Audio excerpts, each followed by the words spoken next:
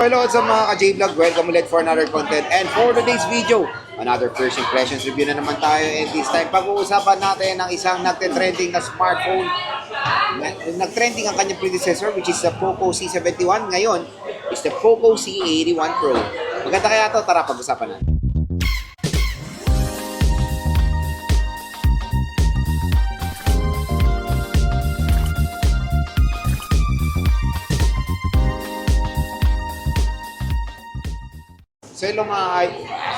So for today's video mga idol, another first impressions review na naman tayo. And this time pag-uusapan natin ang Poco C81 Pro. Medyo may napansin ako na format ngayon na ginagawa ng Xiaomi para sabihin na natin tumaas ang presyo. Yung Xiaomi Redmi A5 at yung Poco C71, ang mumura niyan, 3 to 4,000 pesos. Makukuha nyo sila ng ganyan. Ngayon, yung mga successor nila, above 5,000 pesos ng presyo, 5, 6, or 7,000 pesos. At para masabi natin tumaas ang presyo, nilagyan nila ng Pro na word. I don't know kung may lalabas bang non-Pro, pero kasi when tracking dito sa lumabas, the Xiaomi Redmi A7 Pro, which is yung sabihin na natin successor ngayon ng Redmi A5, usually around 5 to 7,000 pesos yan. Tapos ngayon, Poco C81 Pro ang lumabas. Usually ang presyo nito, mataas mga idol. I don't know, hopefully may non-Pro kasi itong Pro, for the 4GB, again, 4GB 64 is 7,000 pesos, 4GB 128 is 8,000 pesos, and 4GB 256 is 9,000 pesos. Doon pa lang mga idol, when it comes sa kanyang presyo, hindi po perfect fit, especially for the RAM and the internal storage. Take for example, yung 4GB 64 neto, 7,000 pesos. To be honest, para tayong bumalik sa year 2019, diba? Na ang hype dati ng ganitong presyo is 64GB and 4GB of RAM, 7,000 pesos.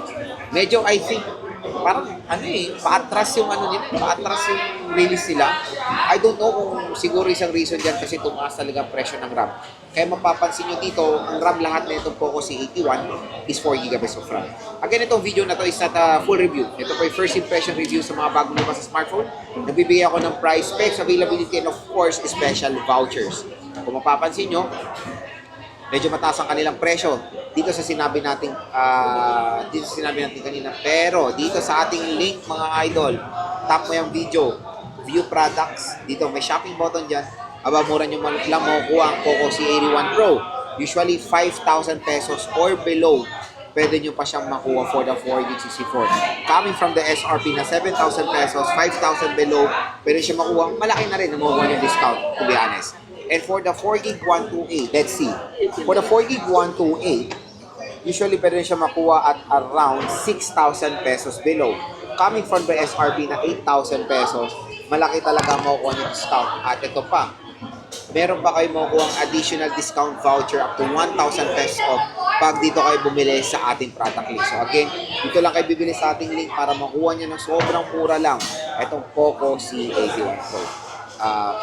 Again, bumili na rin tayo yan. Abangan nyo na rin ating, kung nanonood naman kayo dito sa ating video natin, binibili natin yan, sinasabay natin yan dito sa paggawa ng video para, alam mo yun, itong video na to, binigay ko na agad or gumawa agad ako ng opinion para sa mga consumers natin na maka-generate agad ng special voucher para makuha nyo ng mura at napakagandang deal. So, una natin pag-usapan yung kanyang display. Napakalaki ng display niya, 6.9 inches, IPS LCD display with a resolution of HD plus 720p with 120Hz screen refresh. Operating system out of the box is Android 16 with Hyper OS 3. So good thing dito, it's not MIUI. So Hyper OS na siya, same din sa Xiaomi Redmi A7 Pro. The processor, walang pinagbago. Even sabihin na natin Pro siya, it is powered ng Unisoc T7250 with an octa-core CPU na merong clock speed na up to 1.8 GHz and sa GPU is Mali G57. It has a dual rear camera system with 13 megapixel main camera and yung pangalawang lens na ito, to be honest, useless. Auxiliary lens na hindi naman natin nagagamit talaga. Front-facing camera is 8 megapixel. The resolution for the rear and front-facing camera is Full HD 1080p at 30 FPS.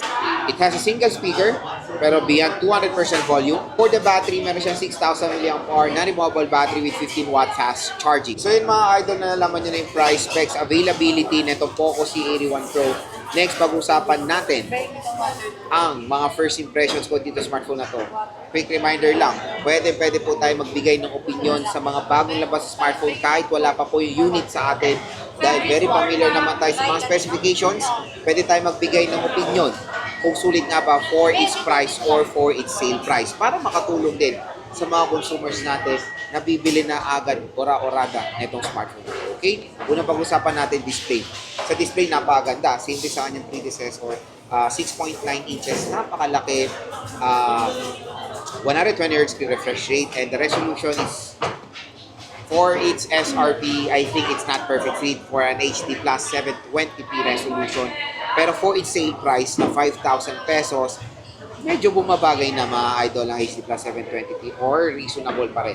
Pero kung makuha niyo siya ng sale price na possible makuha niyo siya sa mga offline stores, medyo hindi po talaga worth it ang HD Plus 720p for a price tag na 7,000 pesos. Kaya maganda, dito lang kayo bibili sa ating video. So tap mo yung video, dito may shopping button dyan. Diyan nyo nabili na itong Poco C81 Pro. Napakalaki lang po na makukuha nyo discount at magiging sulit na yung mga ibang specifications nito for its price. Next, so pag-usapan natin yung operating system. Yung operating system na ito, medyo okay naman compare sa kanyang predecessor. Dati sa predecessor niya, para siyang Go Edition or basic MIUI. Ngayon, it's HyperOS 3 at Android 16 na. Ang pinaka nakaka-disappoint dito, yung processor. Real talk. It is powered ng Unisoc E7250. Wala akong reklamo sa processor na yan. Maganda yan. Pero yung kung predecessor mo is Unisoc E7250, para ka lang, ewan ko, anong sense na naglabas ka pa ng isang smartphone na bago at sabihin mong Pro kung naman yung kanyang processor is same din sa kanyang predecessor. Parang napapansin ko sa Xiaomi, ginagaya niya rin ang format ngayon ng Samsung. Diba? Again, ulitin ko yung processor hindi po mabagal yan. Maganda yung processor na yan for a budget device. Kung makuha nyo ito ng 5,000, 6,000, Unisoc T7250, given naman na yan or acceptable din ng mga idol, all goods yan. It can handle din naman ng mga modern games pero hindi yung mga heavy games like ML, yan. COD, Honor of Kings, kaya. Pero pag Genshin, UWA, medyo tatagilid tayo dyan. Kaya I will not suggest this smartphone for heavy gamers. I will suggest this smartphone for casual users, sa mga gagamitin sa trabaho, sa online business, ibigay nyo sa anak nyo for online class or for their smartphone, all goods, ang Poco C81 Pro. Ang isa pang nakaka-disappoint dito, camera. Kasi na-unbox ko ng Xiaomi Redmi A7 Coming from 32 megapixel, same din sa Poco C71, 32 megapixel down to 13 megapixel. Yung A7 Pro mga idol, medyo pangit yung quality niya. Coming from 32 megapixel, pangit din naman yung quality nun. I thought na magbabago na sila ng quality, pero parang sabihin na natin hindi sila nagkakalay ng quality sa predecessor. Yun na yun, period. Kaya for the camera specification, for its price, medyo magiging skeptical tayo dito. Kaya always manage your expectation when using the Poco C81 Pro. Hindi siya ganun kaganda when it comes to camera performance. Ang isang papaldo lang kayo dito, battery. Kasi napakalaga ng battery, 6,000 mAh battery capacity. Pero the sad part, it's 15 watt fast charging. Oh my God. Ewan ko ba kung bakit ganito ngayon ng Poco. Medyo hindi rin nakakaganda aya-aya ang kanyang charging rate. It is 15 watt fast charging rate. So parang new normal nila ngayon to. Kung before, 5K 10 watts, ngayon naman 6K 15 watts. So parang ka rin ding bumili ng smartphone na may 5K na 10 watt charging rate dito sa 6K mAh. Hindi siya, sabihin na natin, hindi siya fast charging rate 15 watt charging rate. Dati kasi ang 15 watts is fast charging yan. Pero ngayon, hindi na po yan fast charging, slow charging na yan. So, sa 6K, dinero mo sa 15 watt, usually around, mga sabihin na natin, 2 hours, 30 minutes bago ma-full charge itong smartphone na to. Okay? So, when it comes sa design, ngayon din, major disappointment din kasi wala siyang ganun pinagbago when it comes sa design sa Poco, sa Poco C71, dito sa Poco C81 Pro. Okay? Even the notch display, hindi rin nag-improve. Yun isa rin nakaka-disappoint dito sa smartphone na to. Even the notch display nandun pa rin. So yun mga J-Vlog ang ating first impression so far dito sa Poco C81 Pro. It's a good smartphone to be honest. Pero depende kung magkano siya nakuha. Kung makuha niyo siya ng sagarang mababa, okay na okay siya. Kung Makuha nyo siya dito ng 5,000 pesos sa ating link. Sulit naman siya. Kaya dito, tap mo yung video dito, view products, mura at bagsak presyo na mo po Poco C81 Pro. Pero loads, yung 64GB ba enough? Real talk mga idol, 64GB medyo maliit na yan. Suggest go for the 128GB of internal storage. 1,000 lang naman ay dadagdag nyo. 5 to 6,000 pesos, go for the 4GB 128. Mas magiging sulit po ang inyong hard-earned money.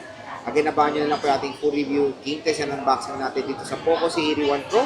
At dito na kayo bumili sa ating link dahil may nakita po sa inyong additional discount voucher up to 1 to 2,000 pesos. So again mga idol, hopefully nakatulong po sa inyo to kung nagde-decide kayo bumili ng isang budget smartphone ngayon, ang Poco C81.